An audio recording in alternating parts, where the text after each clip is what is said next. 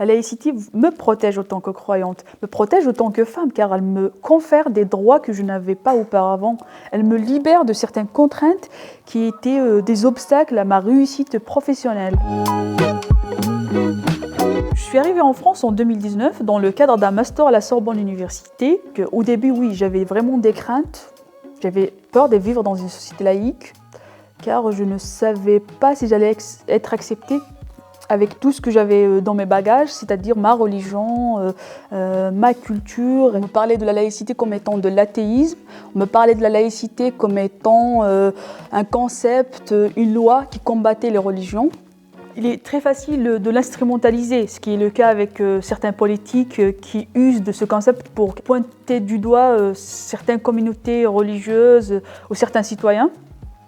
Aujourd'hui, je prépare un mémoire de fin d'études sur la thématique de la laïcité dans l'espace géographique français. J'ai pu comprendre ce que c'était la laïcité, son contexte historique, social, juridique et religieux. Dans une société laïque, la religion relève de l'ordre du privé. L'État n'intervient pas dans les affaires religieuses ou dans les religions et réciproquement, les religions n'influencent pas le fonctionnement de l'État. La laïcité ne combat pas les religions. La laïcité fait en sorte que les religions cohabitent ensemble. On peut être croyant et laïque. La laïcité n'est pas une religion. Elle ne se substitue pas aux religions. Moi, en tant que femme, je prends conscience quotidiennement de la chance que j'ai de vivre dans une société laïque. J'estime que la laïcité est un levier d'émancipation pour la femme car elle lui confère des droits et un cadre protecteur pour qu'elle puisse travailler, voyager, rêver et même avoir des objectifs socio-professionnels.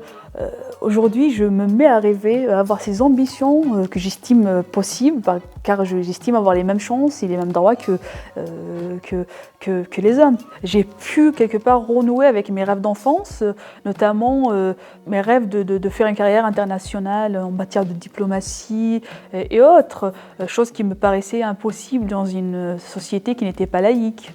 Si j'ai un message à passer aux femmes aujourd'hui en France, c'est qu'elles peuvent concilier leur religion, leur foi et leurs ambitions professionnelles. Elles peuvent aller au bout de leurs rêves sans qu'il y ait un frein à leurs objectifs.